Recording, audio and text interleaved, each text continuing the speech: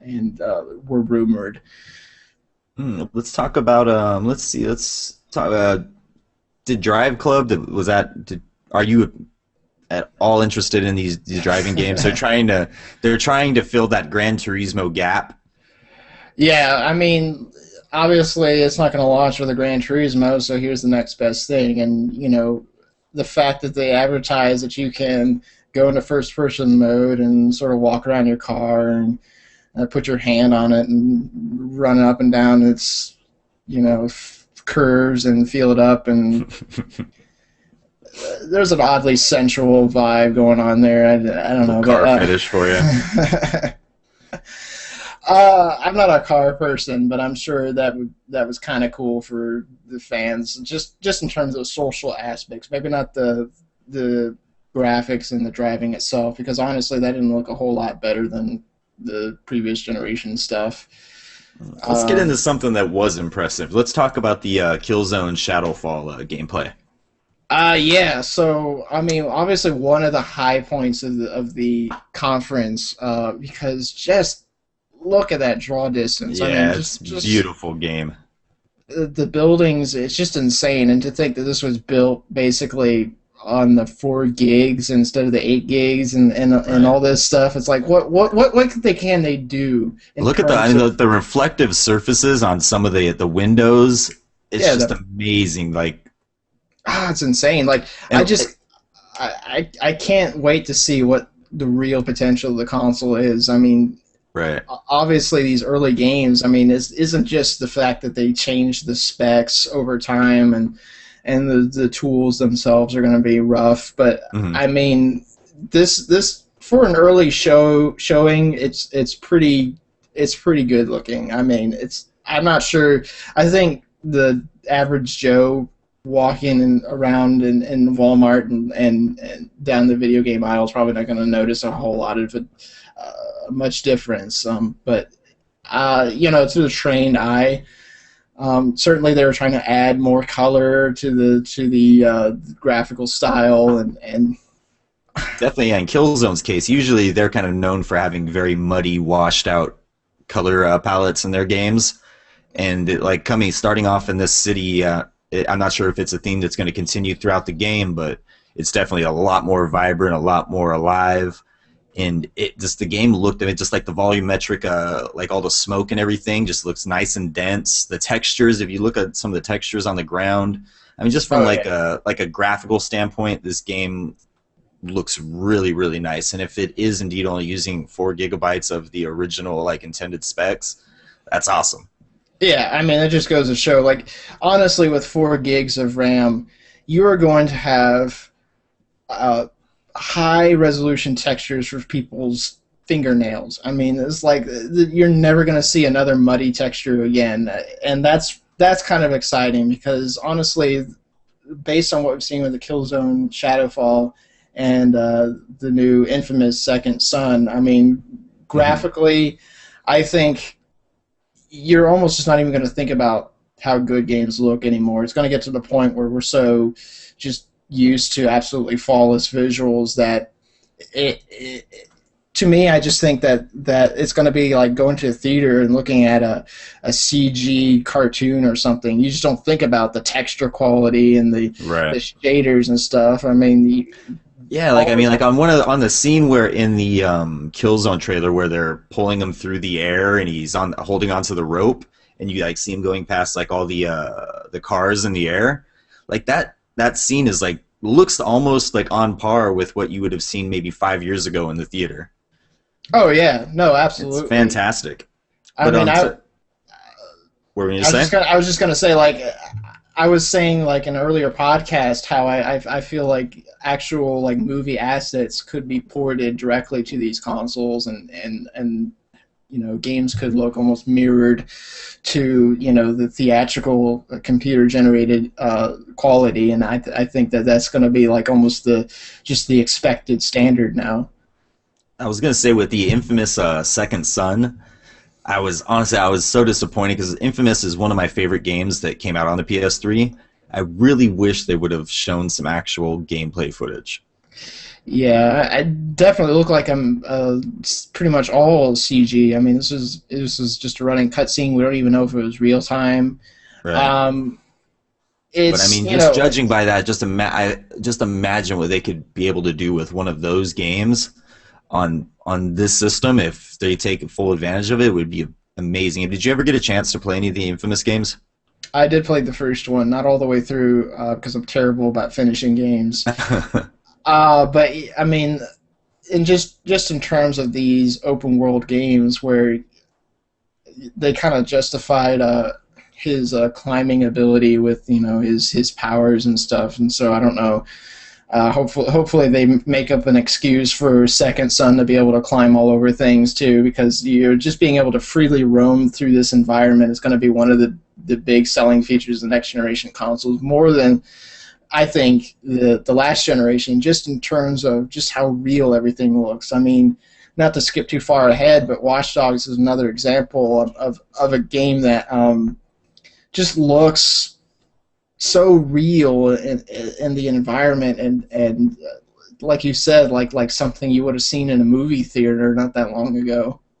Yeah, the speaking of open world games, I mean the Watch Dogs actual gameplay that they showed. I mean, we had plenty of people had speculated the fact that it was probably going to be on the PS4, and now we We have did, in pretty much. fact. Yeah, I think it might have been us. I think plenty of people. I mean, it's kind of obvious when you saw the game. It looked so pretty that it was hard to believe that they were going to waste it simply on a. Brian was one of them. Yeah, I mean, they obviously showed the Um, PC version when it was first revealed. They admitted as much, and honestly, we don't even know what the 360 and the PlayStation 3 version even look like. It was kind of interesting that after right. the show, they did confirm that it's going to be on the Wii U, which is not something that Sony would have allowed them to say on stage. But we did finally get that confirmation, which is pretty good news. I mean, for Nintendo, because I was really starting to worry about their third-party support. But Ubisoft has been really kind of showing up the other third parties with their support for the system, especially like of the launch games. A lot of them on the Wii U were kind of didn't really look as good as the other versions, and but Assassin's Creed 3 did. So Ubisoft is definitely showing some support for that system. Uh, but Yeah, obviously, if that's you how want, Ubisoft is, man. They will every launch that comes out, Ubisoft supports every system. It doesn't matter who you are, how many people buy your system. Ubisoft is always there. oh yeah, I think there was a recent article showing the CEO was asking for a new console in 5 years. So it's Really? yeah, I'm really. I mean, 8 gigs of RAM and all this, and you want a new console in 5 years. But that's how they make their money, I guess. Yeah, I But mean, think about how many launch titles they sell. but I mean, the thing looks awesome. I mean, one of the things that struck me through all these games was just like you mentioned, you touched on it also, like the clouds and the particle effects. I mean, just insane. I mean, the Unreal Engine 4 demo in particular just kind of just was almost fetishized the particle systems and that we're going to be capable of Yeah. with GPU accelerating the physics and stuff too. You're going to see like tons of particle effects and just one of the biggest differentiators I think between the two generations. Yeah, just like in the lighting alone, like on the trailer for Watch Dogs, I mean, you can see like how the lighting, how it brings out how nice those textures actually are in Oh, the it's frame. insane. Yeah. Yeah, it really is. That game looks beautiful. If of all the games that they saw, I mean, you can see it right here, like just how nice like all the shadows look. You can like the lens flares and Look everything. at the puddles and stuff down there. I mean, Yeah, that is just spectacular looking. I mean, that road just looks so incredibly realistic, and this isn't even like the full resolution video. This, even compressed, it's kind of blowing my mind a little bit. and just how dense the actual world is, how much they actually pack into that thing. It's crazy. I mean, obviously the big selling point of Watch Dogs is the gameplay, and that's been one of the things we've been most excited about since it was shown at E3 last year is that this isn't just something that you run and gun and go, shooting people up all over the place. This is right. just as like a stealth game with action, but just on a level that, where you're manipulating the environment in deep and interesting ways. I mean, when they talked about in this Watch Dogs demo, at the very end, he stops a train to escape the police, and they were saying after the show, that was not a scripted sequence. Right.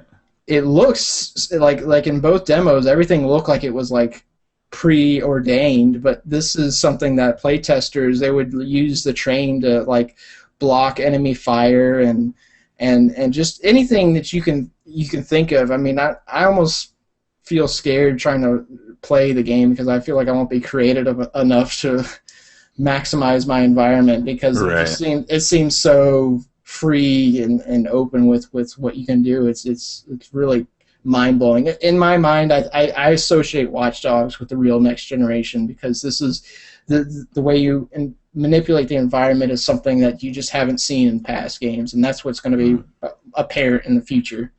Yeah, I think that, not to deviate too much, but I mean like games like Far Cry where you have like all this like emergent gameplay that comes from interacting with the environment and letting things that weren't necessarily intended, weren't scripted to happen, but just happen by interacting.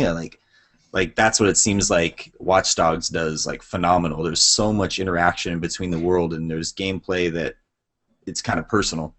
Yeah, I mean the world it's runs by a set of rules. It's almost like its own world that's independent of you and your actions, and you're just kind of a part of it. And that's the key to immersion in these open world games is this lived-in world, this place that you feel exists even when you turn the game off. Yeah, or at least giving you that illusion that where you don't see the strings that are actually connecting everything together. Yeah, I mean, and obviously the next generation is going to be just even more putting you in there and taking away all the seams and the roughness that you get sometimes.